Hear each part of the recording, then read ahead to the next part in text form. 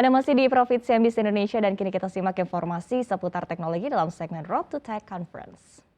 Di informasi yang pertama, perusahaan teknologi asal Taiwan, Asus optimistis penjualan laptop akan meningkat selama semester kedua di tahun 2021, utamanya disokong oleh produk laptop gaming. Menurut Head of Public Relations and E-Marketing Asus, Muhammad Firman, hingga semester pertama di tahun 2021, penjualan laptop di segmen consumer mainstream memang belum pulih, yakni turun sekitar 5%.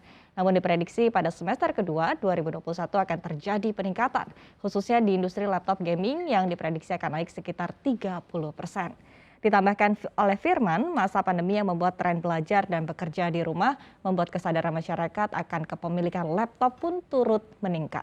Namun salah satu tantangan yang harus dihadapi oleh produsen laptop adalah kelangkaan pasokan chip secara global yang diprediksi akan berlangsung hingga tahun 2023.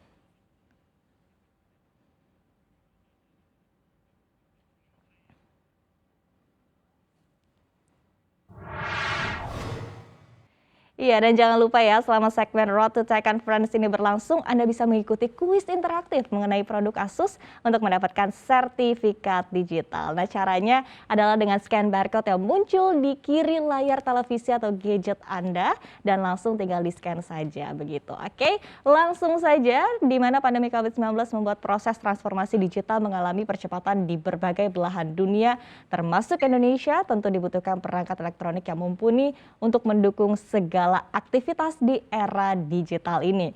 Dan untuk membahas terkait hal ini sudah hadir bersama kami langsung dari studio CNBC Indonesia, Mas Daniel Nafcali, Consumer Notebook Product Marketing Asus Indonesia. Selamat siang, apa kabar Mas? Selamat siang, terima kasih. Baik-baik, sehat selalu. Iya, oke, kita ketahui bahwa pandemi COVID-19 ini juga terus mempercepat ya digitalisasi. Nah, seperti apa kalau dari Asus sendiri melihat peluang digitalisasi akibat pandemi COVID-19?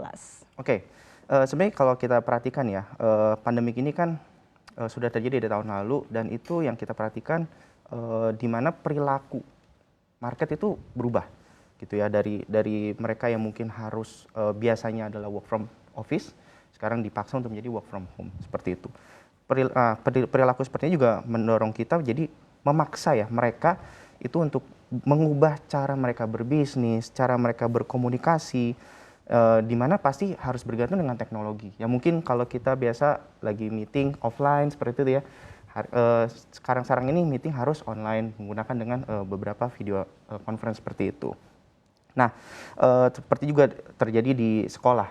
Sekolah juga jadinya school from home seperti itu, dan kemudian juga sektor perkantoran menerapkan banyak WFH, di mana kita sadari laptop menjadi salah satu device yang esensial sebenarnya. Yang kalau misalnya kita bilang ini sudah menjadi kayak kebutuhan seperti kebutuhan primer seperti itu.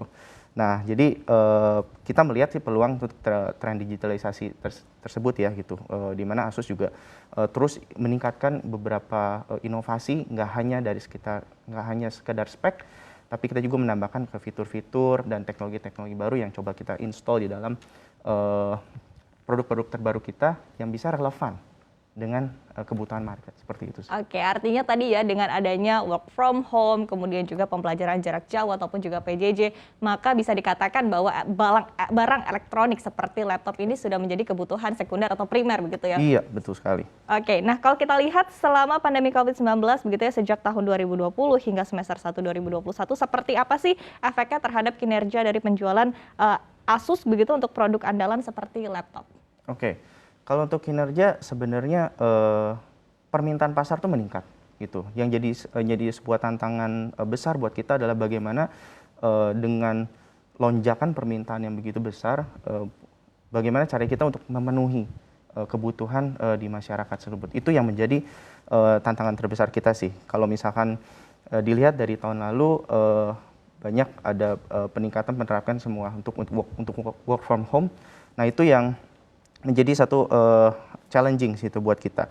Nah, tapi kita juga nggak coba berhenti di situ, kita coba crafting untuk menampilkan produk-produk baru kita yang lebih inovatif gitu, karena memang itu salah satu DNA-nya dari Asus juga gitu ya, kita mau terus berinovasi supaya kebutuhan pasar itu dengan kondisi sekarang terpenuhi lewat produk-produk kita yang terbaru gitu. Dan mungkin di tahun 2021 ini sudah mulai dipenuhi dengan produk-produk yang lebih relevan, lebih yang menjawab kebutuhan dari market sendiri, seperti itu sih.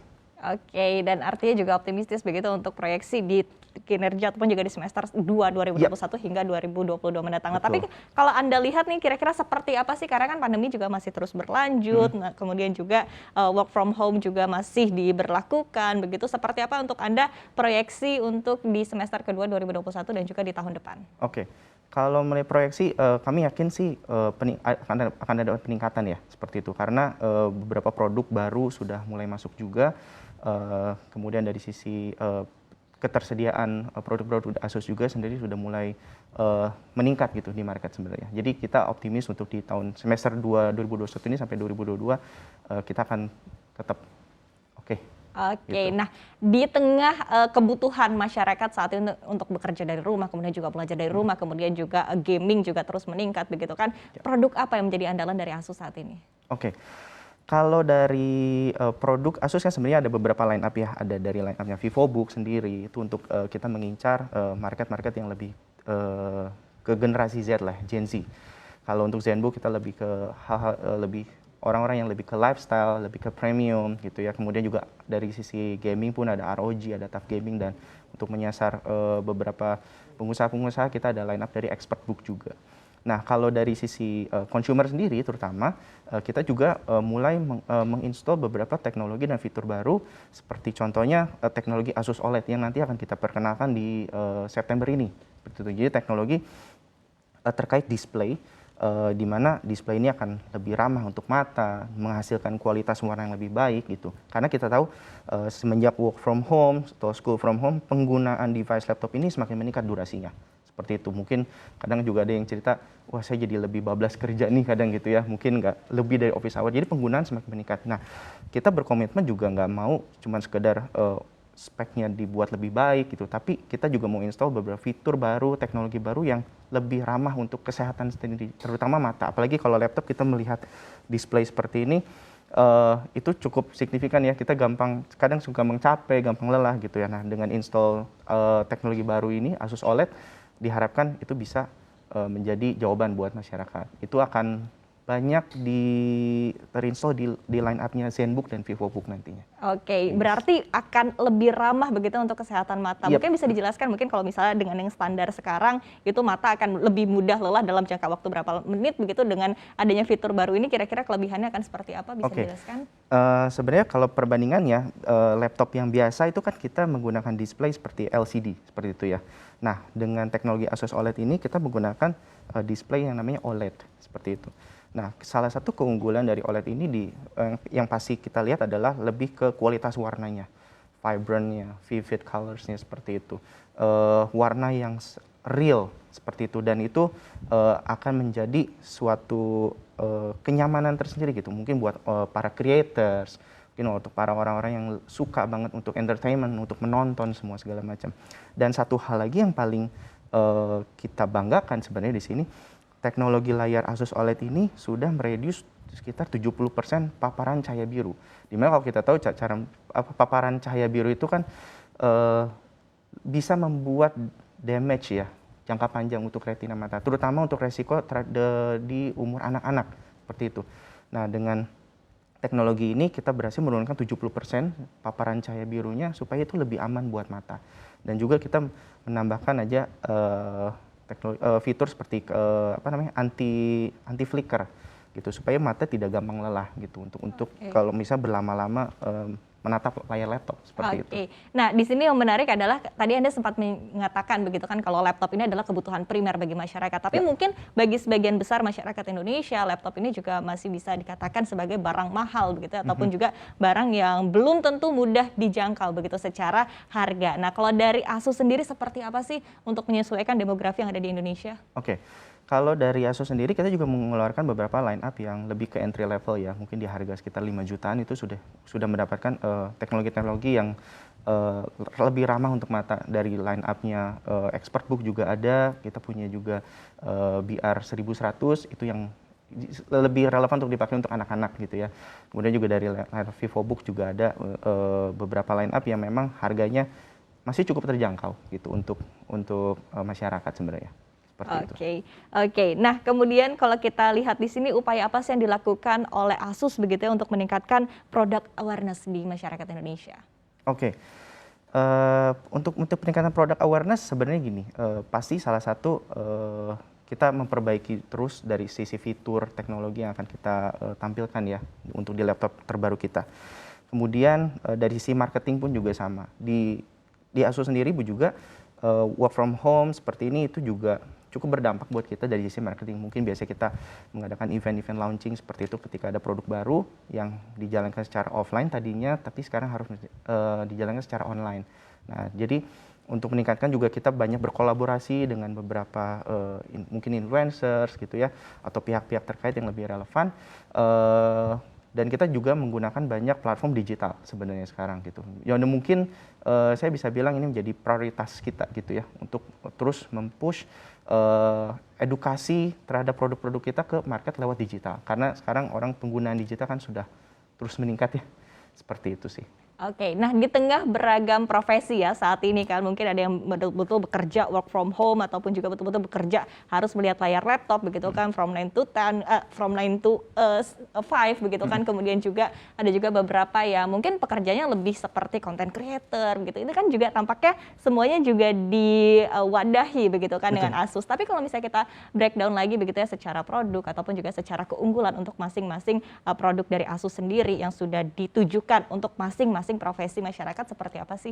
Oke, kalau untuk masing-masing profesi sebenarnya kita kan ada beberapa line up seperti yang kalau lebih entry level mungkin akan lebih cocok untuk pekerja-pekerja seperti pekerja kantoran gitu ya. Tapi untung kalau terhadap yang creator seperti itu yang membutuhkan high spec atau fitur-fitur, kita juga menghadirkan hal seperti itu. Contohnya seperti fitur yang ditampilkan dari line up-nya ZenBook. Kita punya ZenBook Pro Duo 15 OLED di mana laptop ini kita ada dua layar sebenarnya gitu. Dua layar, yang satu adalah layar utamanya di sini dan satu lagi adalah layar utamanya di secondary screen-nya di daerah keyboardnya seperti itu. Karena mungkin untuk para creator sendiri kadang butuh untuk punya dua layar gitu ya supaya mereka juga bisa lebih produktif, mereka bisa lebih gampang untuk switchingnya seperti itu. Nah, hal-hal seperti itu yang akan terus kita kembangkan gitu dan kita sudah coba hadirkan di teknologi terbaru kita gitu. Jadi kalau ngomongin soal untuk market di pasar, kita mencoba untuk memberikan model-model dan teknologi atau fitur-fitur yang sesuai dengan kebutuhan dari masing-masing marketnya sebenarnya seperti itu. Oke, nah di tengah mungkin bisnis laptop ini kan juga banyak begitu ya pesaingnya. Dari ASUS sendiri seperti apa sih dalam menghadapi ataupun juga strategi-strategi yang dilakukan oleh ASUS sendiri begitu untuk menghadapi market kompetisi begitu, kompetisi yang ada di pasar? Oke, terhadap kompetisi ya, sebenarnya gini, sampai sekarang saya juga bersyukur kalau ASUS masih tetap menjadi pilihan nomor satu di Indonesia. Tantangan terbesar kita adalah bagaimana kita tetap menghadirkan produk yang satu sih kata kuncinya relevan ya, gitu. Karena kita nggak mau sekedar untuk kita menggunakan laptop dengan spek yang tinggi, yang bagus, tapi kita juga tetap install dengan beberapa fitur dan beberapa teknologi yang relevan, yang memang bisa menjawab kebutuhan market. Itu salah satunya. Yang kedua, ya dengan hal marketing seperti kolaborasi, cara-cara kita bermarketing pun kita juga mengalami beberapa refresh ya, gitu. Bagaimana kita menampilkan suatu marketing dengan cara-cara baru, dengan hal baru, kolaborasi dengan hal baru seperti itu. Itu yang menjadi acuan kita sih, gitu, pegangan kita untuk terus berkembang. Dan dimana kalau di tahun 2021 ini, sebenarnya kita punya 3 pilar utama untuk dari si marketing sendiri. Gimana kita mau memberikan edukasi tentang bagaimana produk laptopnya ASUS ini bisa menjawab kebutuhan terkait easy life, productive life, dan healthy life gitu. Jadi hal-hal baru seperti itu yang memang menjawab kebutuhan market itu yang selalu kita gencarkan. Oke, dan mungkin in the future begitu ya, ada nggak sih target-target yang akan diharapkan gitu, ataupun juga produk-produk yang mungkin sudah akan diluncurkan begitu oleh ASUS ke depannya? Kalau untuk fitur yang pasti di tahun ini kita akan sangat berfokus dengan teknologi baru kita, yaitu ASUS OLED itu yang akan kita launching di bulan September ini. Dan mungkin ke depannya kita akan menghadirkan line-up baru yang lebih mengacu ke creators. Karena kalau kita lihat tren digitalisasi ini juga cukup mendorong ya masyarakat untuk wah saya pengen jadi YouTuber nih, saya pengen jadi ini, pengen jadi ini gitu ya. Nah, tapi terkait sebenarnya setiap orang tuh adalah creators gitu ya. Kita nggak hanya cuma menargetkan oh harus yang bisa membuat konten-konten seperti itu, tapi ya membuat puisi, atau menulis, atau membuat apapun itu juga itu adalah merupakan bagian dari creator sebenarnya. Nah mungkin di kedepannya kita akan lebih banyak push terkait hal seperti itu sih. Oke, berarti kedepannya akan lebih fokus lagi begitu kepada content creators. Nah, tapi kalau misalnya kita lihat juga, sebetulnya Asus ini kan juga terkenalnya untuk para gamers begitu kan. Nah, untuk di bidang ataupun juga untuk laptop yang spesifikasinya juga gaming begitu. Seperti apa nih untuk pengembangan ke depannya? Kalau untuk gaming sih pasti dari sisi spek selalu kita munculkan dan beberapa fitur teknologi juga kita install di situ seperti kita punya ada ROG Zephyrus, ya ada dual screen juga untuk para gamers, kemudian juga kemarin juga kita meluncurkan namanya ROG Flow X13 di mana laptop tipis gaming flippable 360 derajat gitu ya. Di mana itu cocok banget buat para gamers yang sering mobile kemana-mana seperti itu gitu. Jadi kita juga ingin memudahkan para gamers gak cuman sekedar ya mereka hanya membuild-in sebuah PC mungkin ya di rumahnya, tapi mungkin kalau dengan adanya tingkat mobilitas kita juga coba hadirkan di fitur-fitur di line-up-nya ROG dan TUF Gaming seperti itu. Kalau dari segi baterai sendiri gimana? Karena kalau kita ketahui biasa kalau gaming ini kan cepat menghabiskan baterai begitu. Apakah ini juga speknya akan ditingkatkan? Ya, itu pasti sih. Gitu karena dengan penggunaan laptop ini kan esensialnya kita mobilitas tinggi ya.